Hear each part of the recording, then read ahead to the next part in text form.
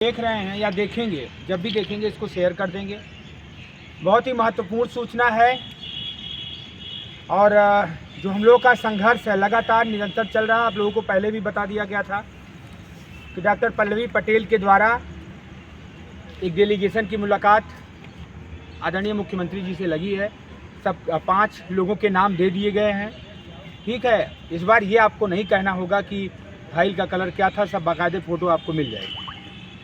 दूसरी बात, बहुत महत्वपूर्ण मुलाकात गृह मंत्री और प्रधानमंत्री जी से लगी है। कल सुनवाई के बाद, चूँकि सुनवाई डे बाय डे होगी, तो यहाँ से हम जाएंगे, बाकी 1-2 लोग महाराजगंज के रहेंगे और नोएडा के रहेंगे। 5 लोगों का डेलीगेशन प्रधानमंत्री और गृह मंत्री जी से भी मुलाकात का समय 5 को शाम को या 5 को शाम को ही मोस्टली मतलब ये फिक्स हुआ है। तो हम लोग कल के बाद निकल जाएंगे दिल्ली, क्योंकि यहाँ पे सुनवाई डे बाय डे में चलेगी। इस समय जो पूरा ये आंदोलन का माहौल है, बहुत पॉजिटिव माहौल बन गया है। और सबसे बड़ी बात, जो जनरल का खेमा है इस समय लगातार इस संपर्क में हम लोगों से लगा है कि भाई लगातार कह रहे हैं कि भाई याची लाभ का समझौता करा लो। तो मैं आप लोगों को स्पष्ट बता दूं कि जब भी समझौता होगा, याची लाभ जैसा समझौता कुछ भी नहीं हो सकता। उसमें तो फलाने फेल भी हैं, वो भी डाले हैं। हम लोग समझौते के लिए बढ़ेंगे तो भाई जितने हमारे ओबीसी एससी भाई यहाँ पे लगातार संघर्ष कर रहे हैं, या जो भी जब भी संघर्ष में जुड़े रहे हैं, ऐसा नहीं है कि जो लोग संघर्ष में रहे हैं उनकी बात नहीं की जाएगी, उनकी बात पूरी दमदारी से रखी जाएगी। क्योंकि अगर ये मामला कोर्ट प्रकरण से सॉल्व होगा तो अभी कम से कम 2 साल 2.5 साल मान लो। अगर नहीं लग रहा है तो ये 2 साल कैसे हम लोगों के बीते ये किसी को नहीं पता है।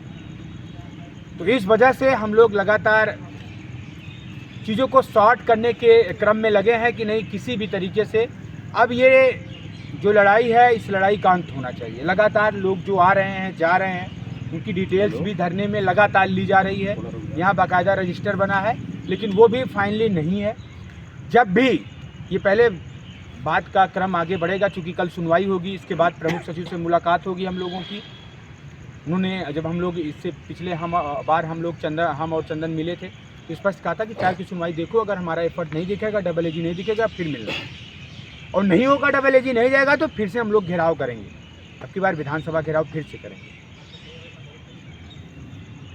तो हम लोग हर तरीके से, लेकिन इन सब बातों का नतीजा यही निकलेगा कि भाई हम उसी रास्ते बढ़ जाएंगे जहां हमको, लेकिन समाज का भूत उतर गया। सब साफ सुथरी बात है। अगर आप सोच रहे हो कि नहीं ये लोग जाएंगे तो 6800 की बात करेंगे, स्पष्ट हम लोग हाथ जोड़ के एकदम कहते हैं ना कि अपना सब कुछ न्यौछावर कर देना एकदम।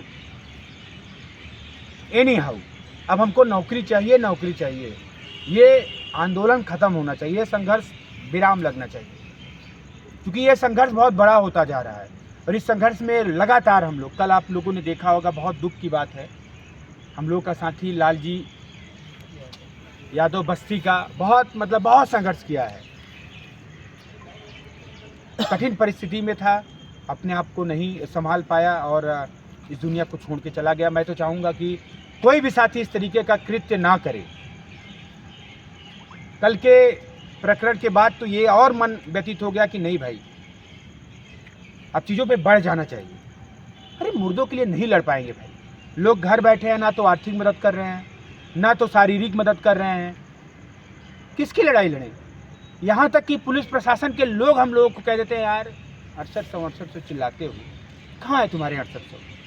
बोलो, कितनी बार प्रशासन ने कहा, यहीं बैठा के डांट के कहा कि यार तुम लोग जिस दिन 6800 आ जाओ, हम लोग स्वागत करेंगे, तुम्हारा मुद्दा हम लोग हाईलाइट होने देंगे।